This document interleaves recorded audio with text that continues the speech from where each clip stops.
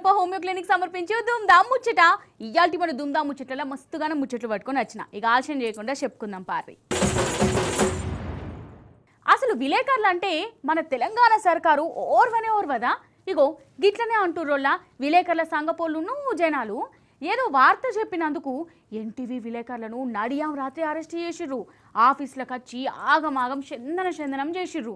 ఆఫీసులో పని చేసుకునేటోళ్ళని చేసుకోనియకుండా ఎంక్వైరీలు అనుకుంటా గాయి చేసిర్రు అట. పారి ఈ ముచ్చటేందో పురా కరుచుకుందాం గాని ఇక విలేకరులను మన మహా గొప్ప పోలీసులను చూడు ఎట్లా గుంజుకోబోతురో.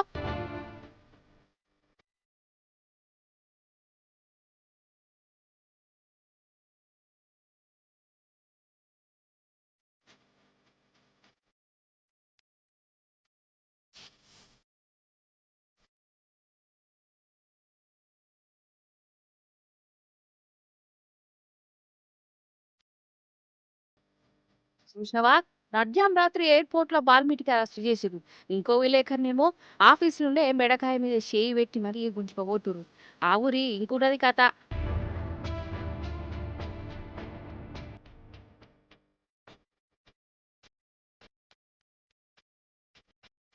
పొత్తడి సంధి చీకటి పడిన దాకా ఎన్టీవీ ఆఫీసుల మన పోలీసులు చేసిన పర్ఫార్మెన్స్ కూడా చూడాలి మీరు. ఫస్ట్ ఎంక్వైరీలు చేయాలి అనుకుంటా వచ్చిరు. అదొకటి ఇదొకటి దేవులాడుతుంటే అసలు వారెంట్ ఉన్నదా, పర్మిషన్ ఉన్నదా అని అడుగుడుతూనే పోయిరు.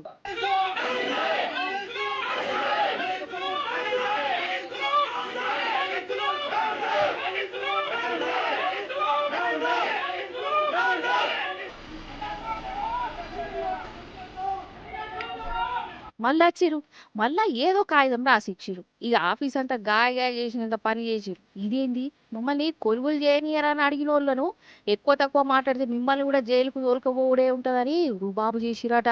ఇక ఎవ్వరు కూడా పనులు చేసుకోకుండా గంటల కమానం ఆఫీసునే ఇటు తిరుక్కుంటా అటు తిరుక్కుంటా ఆ కంప్యూటర్ ను మెసిచ్చుకుంటా కంప్యూటర్ తీగలు ఊడబీక్కుంటా నడుమ ఫోన్ మాట్లాడుకుంటా వాము సూరాదురి మీరే.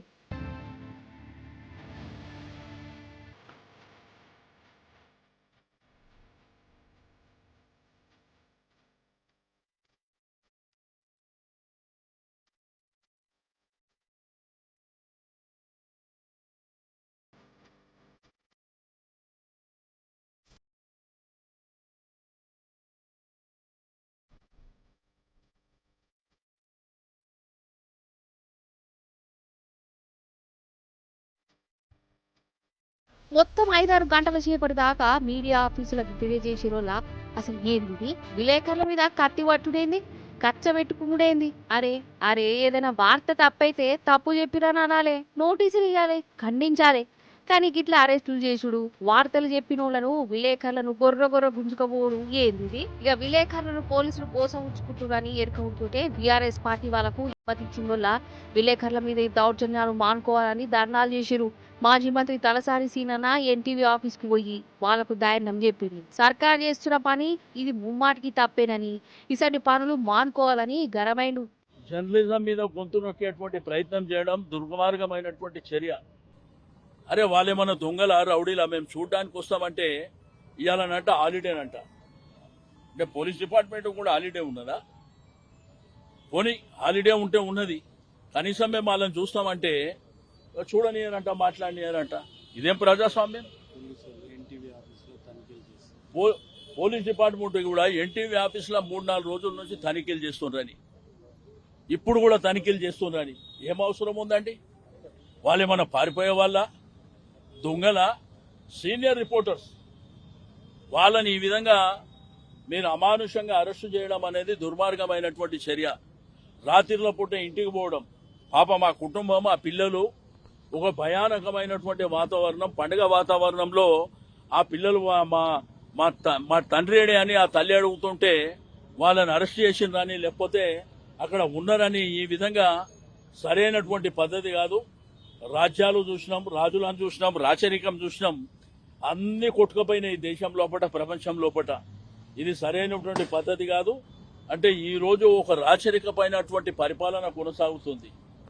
మేము ఎవరు గొంతు పడితే వాళ్ళ గొంతు నొక్కేస్తాం, మా ఇష్టానుసారం ఎవరిని పడితే వాళ్ళని అరెస్ట్ చేస్తామంటే ఇది పద్ధతి కాదు.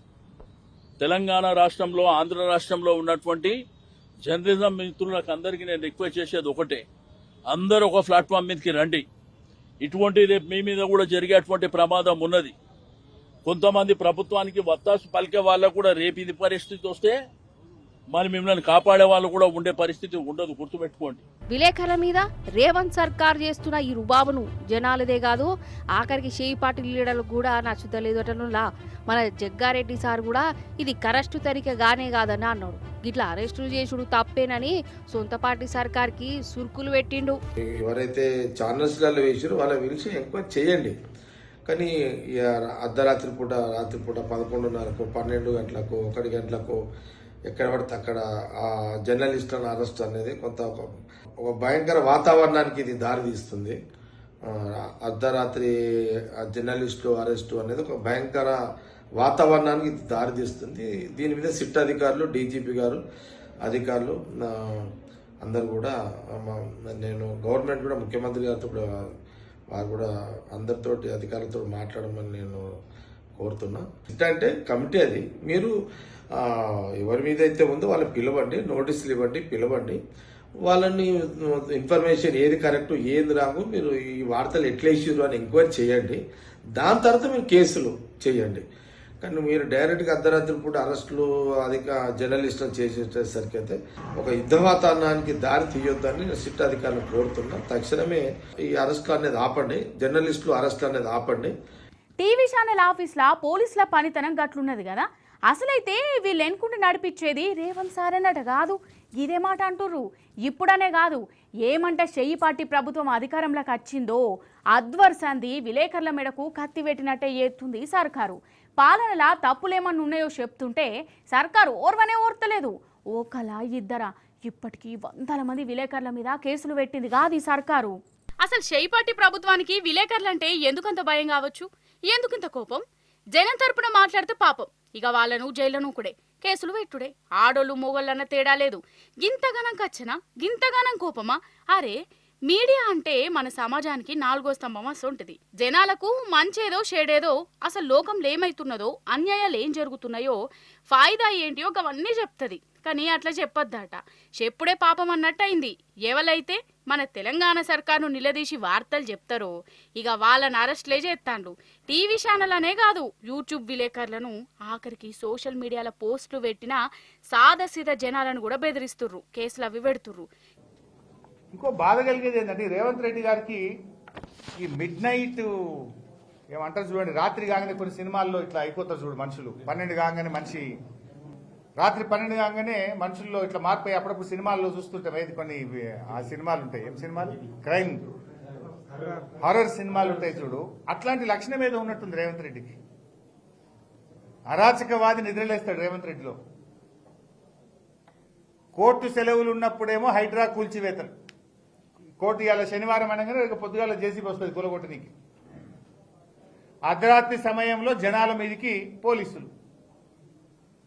హోంశాఖ తన దగ్గరనే పెట్టుకొని ముఖ్యమంత్రిగా, హోంశాఖ మంత్రిగా ఇవాళ పోలీసులను ప్రైవేట్ సైన్యంగా రేవంత్ రెడ్డి గారు మార్చుకుంటున్నారు. ప్రశ్నించిన పాపానికి బీఆర్ఎస్ నాయకులను, సోషల్ మీడియా వారియర్ల ఇండ్ల మీదకి అర్ధరాత్రి పోలీసులను ఉసిగొల్పుతా ఉన్నారు. అల్లు అర్జున్ ఇంటి మీదకి కూడా పోలీసులను పంపి అరెస్ట్ చేయించారు. సహచర మంత్రి కొండా సురేఖ ఇంటికి కూడా అర్ధరాత్రి రేవంత్ రెడ్డి పోలీసులను పంపిండు. రాత్రి 12 గంటలకు కొండా సురేఖ గారి బిడ్డ బయటకు వచ్చి మీడియాతో మాట్లాడాల్సిన పరిస్థితి ఏర్పడ్డది. మహిళా జర్నలిస్టులను చూడకుండా రేవతి, తన్వి యాదవ్లను కూడా రాత్రి 12 తర్వాత అరెస్ట్ చేసిండ్రు. కేవలం రాజకీయ కక్ష సాధింపు కోసం ప్రతిపక్షం మీద, ప్రశ్నించే గొంతుల మీద రేవంత్ రెడ్డి గారు పోలీసులను ఉసుగొల్పుతా ఉన్నారు. దర్జాగా పట్టబదలు నేషనల్ హైవే కాంట్రాక్టర్ను బెదిరించి డబ్బులు ఇవ్వమని దెబ్బలు కొడుతుంటే గల్లా పట్టుకుని కొడితే కేసులు ఉండవు, అరెస్టులు ఉండవు. పట్టబగలు హైదరాబాద్ నడిబొడ్డున రాఘవ కంపెనీ భూ కబ్జాలు చేస్తే కేసులు ఉండవు, సిట్టులు ఉండవు, అరెస్టులు ఉండవు.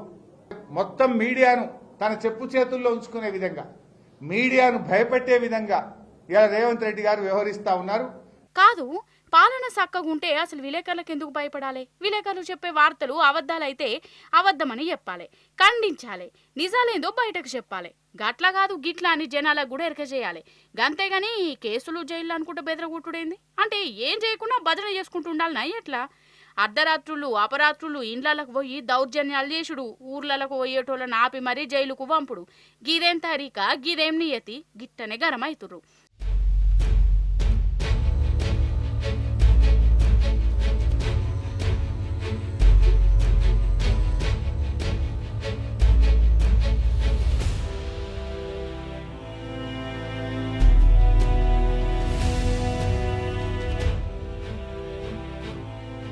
నిజం చెప్తున్నా, షెయ్యి పార్టీ ఏమంటే అధికారంలోకి వచ్చిందో ఇక అద్వర్ సంధి ఇడ పోలీస్ రాజ్యమే నడుతుందా అన్నట్టు కొడుతాందోళ్ళ. రైతులను అరెస్టులు చేసిర్రు, మా భూములు మాకు కావాలని రోడ్డు మీదకి వచ్చినోళ్ళ మీద లాఠీ చార్జీలు చేసిర్రు. ఇక నడి చౌరస్తాల నిరుద్యోగుల ఈపులు వల కొట్టిర్రు, విలేకరులను గోస ఉచ్చుకుంటుర్రు. వాళ్ళేదో తీవ్రవాదులు అన్నట్టే గొర్ర గుంజుకపోతుర్రు. అసలు ఎవరు చెప్తే పోలీసులు గిట్లా చేస్తాన్లో చిన్న పోరానికి కూడా అర్థమవుతుంది. అంతేనా? అసలు కాంగ్రెస్ను జనం గెలిపించింది గిందుకోసమేనా? అరెస్టులు లాఠీ చార్జీలు చేయించుకునేందుకేనా? ప్రజాపాలన అంటే గిదా? అరే ఫస్ట్ ఓట్లు అప్పుడు చెప్పిన 6 గ్యారంటీల సంగతి చూడకనట ఎంతసేపు కేసులు, అరెస్టులు, రుబాబులు ఏందిది అసలు? ఎమర్జెన్సీ కాలానికి మళ్ళా వట్కపోవుడేంది? గిట్లా సర్కారు మీద కోపానికి వస్తారు జనాలు. ఓయమ్మనే ఏందిది? అసలు పండుగ పూట చికెన్ తినాలనా అద్దా? ఎందుకవా గట్లన పడుతుంది అంటారా? ఏం చేయమంటారోళ్ళ? కోడి కొండ మీద కూసున్నది కాదు. చికెన్ సెంటర్కు పోయి కిలో చికెన్ ఎంత అని అడుగుర్రి, మీకు గజ్జం అనుకుంటే నన్ను అడుగుర్రి. మటన్తోని పోటీ పడుతుందట కోడి కూర. అగో పండుగ వచ్చిందన్న సంబరం ఓ దిక్కు, నీసురెడ్డు పిరమైందని బాధ ఇంకో దిక్కు. గిట్లనే నడుస్తుంది కథ. పండగ అత్తే చాలు ఈ చికెన్ మటన్ల రేట్లు కొండ మీదకే పోతానయోలా. ఈ తాప చికెన్ రేట్ అయితే ఇంటి భయమే అవుతున్నది. ఎంత అనుకుంటురు? కిలో 350 రూపాయలట. ఇక చెప్పు కథ. పోయిన నెలేమో 220, 230 అమ్మిరు. నెల ఇట్లా తిరిగిందో లేదో 100 రూపాయలు పెరిగింది. 350 రూపాయలంటే ఏందన్నట్టు.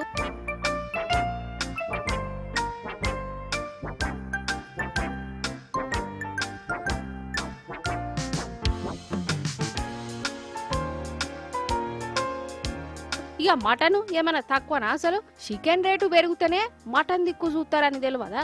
ఇక మేమెందుకు ఊకుంటాం అనుకున్నారో ఏమో గాని దాని రేటు కూడా పిరంగానే అయింది. కిలో 1100 రూపాయలట మటన్. మొన్నటి దాకానేమో 800, 900 ఉండే. ఇక ఇప్పుడు 1000 దాటిచ్చిర్రు. మరి ఇప్పుడే ఎగ్దమ్ రేట్లు గిట్లెందుకు పెరిగినాయి అంటే పండుగల నాడు మనోళ్లకు బరాబర్ నీసుండాల్సిందేనా? ప్రతి ఒక్కరు చికెనో మటనో వండుకోవాల్సిందే. మరి డిమాండ్లకు తగ్గట్టు సప్లై కూడా ఉండాలి కదా. అగో గదికే రేట్లు పిరమైనటనోళ్ళ. ఇక ఇది కాదని జాతరలో కూడా ఉండే మేకలు కోళ్ళు తెగుతాయి జాతరలల్లా. అందుకే గింతగానం రేట్ అట. మరి రేటు గిట్లనే ఉంటదా? ఇంకొన్నొద్దులు గిట్లనే పిరంగుంటాయి అన్నది తెలియవలసి ఉన్నది. అదేందోనల్లా కోడి కూర రేటు ఎప్పుడు ఒక తీరులో ఉండది.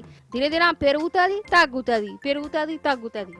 ఇక ఈ తాపనైతే 100 రూపాయలు పెరిగింది. ఉసుక్కున ఏదైనా రోగాలు వస్తున్నాయని టామ్ చేస్తే మాత్రం 10 రూపాయలకు కూడా అమ్ముతారు. ఏందో ఏమో పట్టు. అయినా ఎంత రేటున్నా ఎంత పీరమైనా గాని పండుగ పూట మాత్రం ముక్క ఉండవలసిందే, తునుక ఉండవలసిందే. లేకుంటే ముద్ద దిగదు కదా చాలా మందికి. పండగ లెక్కనే ఉండదా కదా. ఈ పులులేందోళ్ళ వాటికి జంగల్లో ఉండబుద్ధి అయితే లేదా ఏంది? జనాలలా కలిసిపోదాం అనుకుంటున్నాయా ఎట్లా? లేకుంటేంది మరి? ఈ నడుమ పులులు అడవుల కంటే కూడా ఊర్లలోనే ఎక్కువ కానొస్తున్నాయి. పిల్లులు కుక్కలు తిరిగినట్టు రోడ్ల మీదనే తిరుగుతున్నాయి. ఆగో కామారెడ్డిలో చూడు ఒక పులి ఎట్లా శకలు పడుతున్నదో. అగ్గగ్గగ్గగ్గగ్గో ఉరుకుతుంది. పిల్లి లెక్కనే రోడ్డు మీద ఉరుకుతుంది కదా, కానీ పిల్లి కాదు, పులే, చిరుత పులి. మన కామారెడ్డి జిల్లా మెంగారం ఊరి కాడనొల్ల పొద్దుగాలనే ఈ చిరుత పులి జాగింగ్ చేస్తుంది. మరి దీని పొట్ట పెరుగుతుందో లేకుంటే వజన్ ఎక్కువైందని అనిపిస్తుందో ఏం పాడో గాని రోడ్ల మీద ఇటు ఇటు ఉరుకుడట. ఇక అదే వాళ్ళకు 2 పిల్లగాళ్ళు బండి మీద పోతుంటే ఇది వాళ్ళ కంట పడ్డది. పాపం దాన్ని చూసుడుతోనే వాళ్ళు ఎంత గావరైర్రో. కానీ అంతనే వాళ్ళు తేరుకున్నారు. భయపడకుండానే సోషల్ మీడియాని మతికి తెచ్చుకున్నారు. ఇంకేమున్నది, ఫోన్ తీసిర్రు, వీడియో కొట్టిర్రు, సోషల్ మీడియాలో పెట్టిర్రు. ఇక ఆ వీడియో ఈ పులురికినట్టే గిర్ర తిరుగుతాంది. మెంగారం ఊరోళ్ళని ఇంకా భయపెట్టిస్తాంది.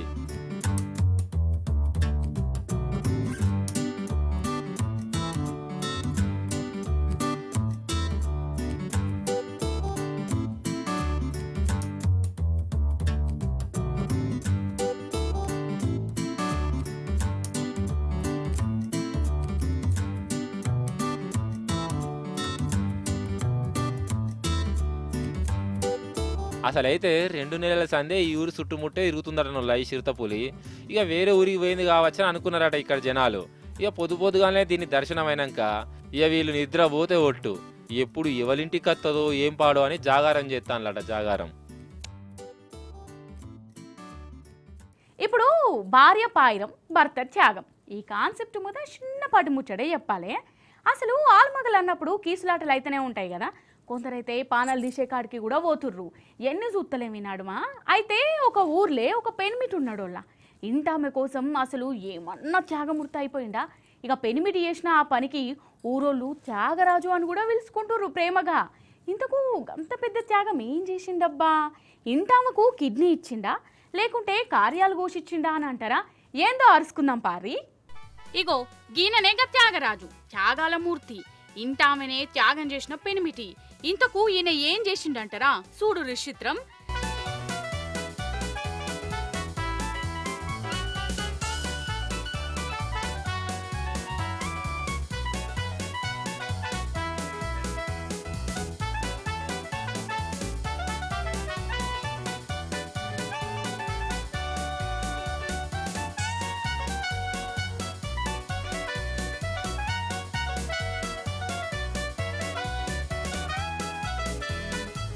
లగ్గమైతుంది ఇండ్ల చిత్రమేమున్నదా నేరు. ఇక మారదే. అయితే ఈ లగ్గం ఎవరిదనుకుంటురు? ఈయన ఇంటామెదే. భార్యకే మళ్ళా పెండ్లి చేస్తాండు ఆమె సోపతిగా అంతోని. ఏదో సినిమాల గద చూయించినట్టు ఇంటామెకే దగ్గరుండి కన్యాదానం చేసిండోల్లా. అయితే వీళ్ళు ఉత్తరప్రదేశ్ వాళ్ళు. కొన్నొద్దుల కిందట వీళ్ళకు లగ్గమైంది. కానీ ఇంటామెనేమో ఈయనతోని సక్కగుండుడే లేదట. ఎందుకని జరంత ఎంక్వైరీలు గింక్వైరీలు చేసిండు ఈ పెనిమిటి. లాస్ట్కు తేలింది ఏంటంటే ఈ పెండ్లి ఈమెకి ఇష్టం లేదట. ఈమె సోపతిగానే చేసుకుందాం అనుకున్నదట. కానీ పెద్దోళ్ళు బలిమీటికినకు కట్టబెట్టిరట. అందుకే అప్పటి సంది ముఖం మార్చుకొని ఉంటుంది. ఇక ఈ ముచ్చటెరకైనాక పెనిమిటికి ఎట్లెట్లనో అనిపించింది. చాలా ఆలోచించిండు. ఈ నడుమ కొన్ని వార్తలు కూడా బాగా చూసిండు. ఇక ఇంటామెను సతాయించే కంటే సప్పుజేక త్యాగమూర్తి అవతారం ఎత్తాలని అనుకున్నాడు. ఆమె సోపతిగాన్ని పిలిపించి వాళ్ళిద్దరికి ఇగో ఇట్లా లగ్గం చేసి ఇక ఇప్పుడు ఖుషీగా ఉంటున్నాడు. అదన్నట్టు ముచ్చట.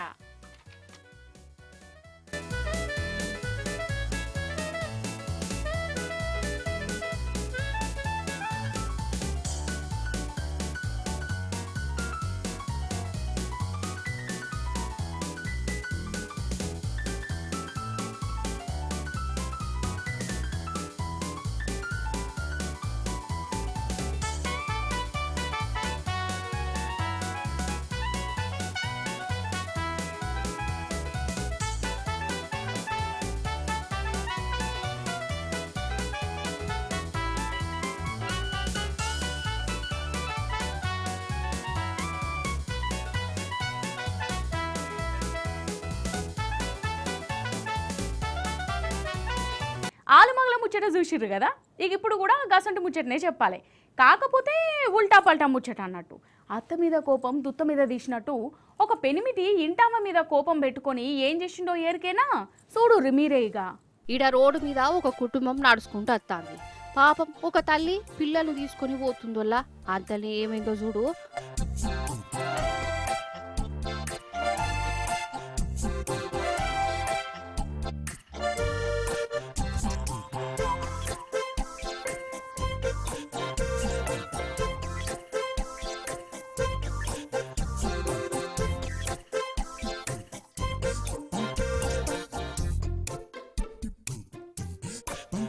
వామ్మో చూసినవా ఆ కుటుంబాన్ని ఎత్తుకోబోతురు కదా కిడ్నాపర్ గాలు.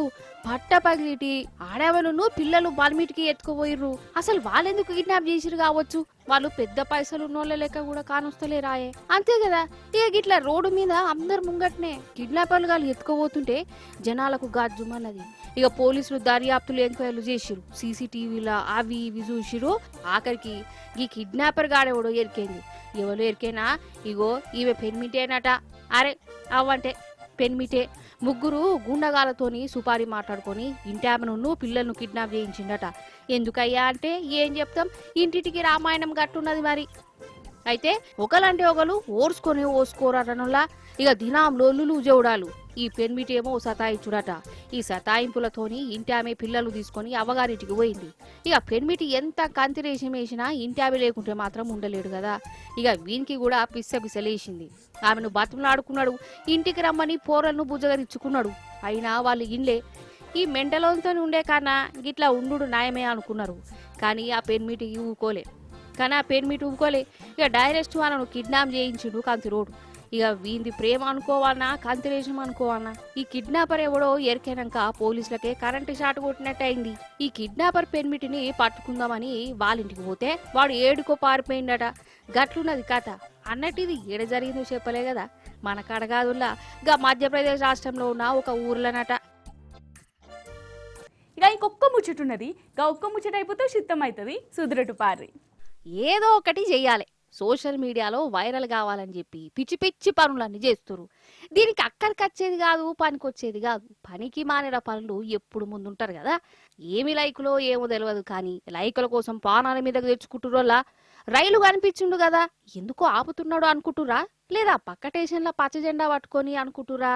గట్లా అనుకుంటే పప్పుల కాలేసినట్టే. గీడు సోషల్ మీడియాలో లైకుల కోసం బయట చేయి పెట్టి పిచ్చి పిచ్చి విన్యాసాలు అన్ని చేస్తున్నాడు. ఇక అనుకోకుండా ఆడనే ఉన్న తంబానికి చెయ్యి దాకింది. ఒక్క దెబ్బకు చెయ్యి అంతా విరిగిపోయింది. ఇక ఇప్పుడు వీని అవతారం గిట్ల మారిపోయింది. ఏమంటుండంటే, మీరు గిట్లా నా లెక్క పిచ్చి పిచ్చి రీల్స్ చేయొద్దు, లైకుల కోసం ఇట్లా చేయకురి, నేను చేసి మస్తు తప్పు చేసిన అని చెప్పుకొచ్చిండు. మనోనికి దెబ్బ తాకితే జ్ఞానోదయం అయినట్టున్నది. ఇంకోసారి గిసటి రీల్స్ చేయడానికి గజ్జున అనికేటట్లున్నాడు. ఇవి ఆల్టి దుమ్దాం ముచ్చట్లు. మళ్ళీ ఎపిసోడ్లో ఇంకెన్ని ముచ్చట్లు పట్టుకొని అత్త. అప్పటిదాకా చూస్తూనే ఉండు టీ న్యూస్.